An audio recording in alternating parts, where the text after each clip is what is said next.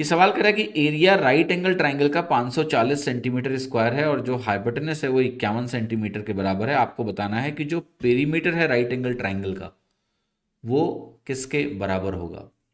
अब देखिए, मेरे दिमाग में सबसे पहले दो चीज़ें आती हैं कि ये दोनों आंसर नहीं है, और ये समझना बहुत ज़रूरी है। ऑल्दो मुझे सही उत्तर नहीं पता चल रहा है, बट मुझे ये पता है कि बी और सी तो नहीं है। क्यों नहीं है पता है आपको? एक आंसर अगर और ऐसे मैं एलिमिनेट कर पाता, किसी अगर उस तरह के ऑप्शंस होते तो पता लगा मुझे सीधे उत्तर मिल गया होता। कैसे किया इसको समझना। आप सभी को ये चीज़ मालूम है कि किसी भी ट्राइंगल में, राइट एंगल ट्राइंगल में हाइपोटेनस सबसे बड़ा साइड होता है कि नहीं होता है?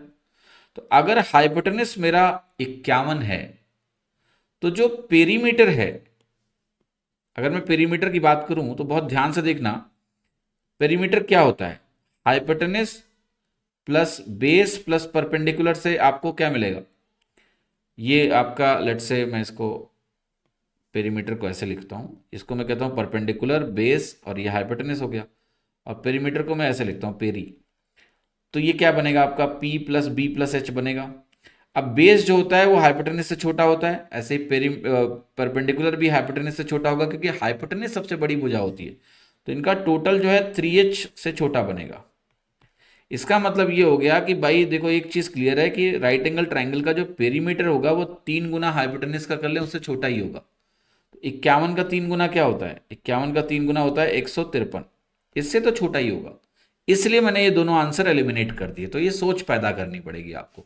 ऑल्दो बाकी दो ऑप्शन एलिमिनेट नहीं कर पाया, बट एग्जाम में अगर एक आंसर और होता, मान लिया 153 भी लिखा होता कहीं, मान लिया कोई ऑप्शन ऐसा होता है इसमें से 153 लिखा होता, मैं वो भी काट देता।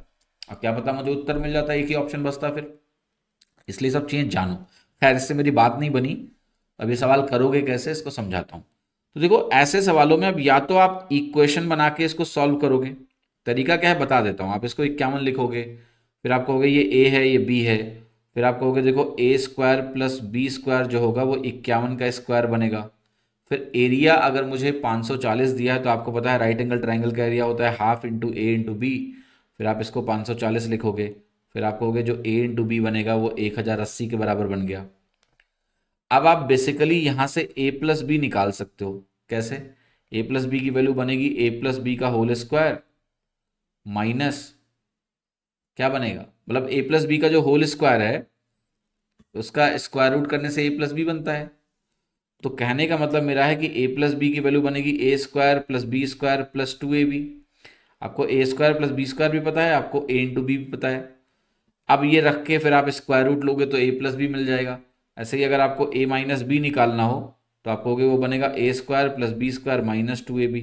वो भी निकल जाएगा क्योंकि सब कुछ पता है। जब ये दोनों निकल जाएंगे तो क्या ए और बी सॉल्व हो जाएंगे? यस। और अगर ए और बी सॉल्व हो गए तो मेरा आंसर क्या बनेगा? ए प्लस बी प्लस 51 आ जाएगा आंसर की नहीं? यस। बट आपको पता है कि एग्जाम में ये लीस्ट प्रेफर्ड मेथड होगा मेरा। कितना टाइम लगेगा इसमें? तो ऐसे तो करना नहीं है। तो करने का तरीका देखो, इसमें क्या है कि अगर आपने यहाँ 51 देखा, तो 51 का फैक्टर क्या बनेगा?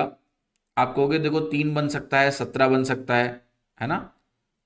17 को देखो, क्योंकि 3 जो बनेगा आपका वो किसी काम का नहीं है। आप कोई ऐसा पाइथागोरियन ट्रिपलेट नहीं जानते हो जिसमें हाइपोटेनस 3 हो। तो जैसे आप इसको 3 × 17 सोचते हो, क्योंकि 51 एक प्राइम नंबर है, तो इसके जो फैक्टर्स बनेंगे 1, 3, 17 और 51 ही बनेंगे। 51 सॉरी प्राइम नंबर नहीं, मैं गलत बोल रहा हूँ। मतलब 3 × 17 पे तोड़ने पे 3 और 17 प्राइम नंबर हो गए। तो माफ कीजिएगा, मैंने 51 को प्राइम नंबर बोला, बहुत बड़ी गलती कर रहा था मैं। बोलना था मुझे कि 3 और 17 में जैसे ही टूटे ये प्राइम नंबर हैं, तो अब फर्दर टूट नहीं सकते, ये तो नए फैक्टर नहीं आएंगे। 1, 3, 17, 51 4 फैक्टर्स आपके हो गए। अब यहां पर अगर आप गौर से देखो तो 3 भैया किसी का, मैं जानता नहीं हूं कि कोई ऐसा राइट एंगल ट्राइंगल है जिसका हाइपोटेनस 3 हो और वो पाइथागोरियन ट्रिपलेट हो, नहीं है ना। 17 को देखो कि क्या 17 को जानते हो तुम? आप कहोगे यस। कैसे? 8, 15, 17। ठीक। अब ध्यान से देखना, जब मैं कह रहा हूं कि ये वैल्यू 51 है, यानी 17 का 3 गुना है, तो ये 8 का 3 गुना होगा, और ये वैल्यू हमारी 15 का 3 गुना होगी। एक कंडीशन आपको अभी और चेक करना पड़ेगा कि क्या इससे मुझे ये एरिया मिल रहा है 540। क्योंकि देखो 51 हाइपोटेनस के बहुत सारे ट्राइंगल हो सकते हैं कि नहीं हो सकते हैं भाई। ये गिवन हाइपोटेनस के लिए आप बहुत सारे ट्राइंगल बना सकते हो। एक हाइपोटेनस अगर मैं फिक्स कर दूं तो बहुत सारे राइट एंगल ट्राइंगल पॉसिबल हैं, ठीक है।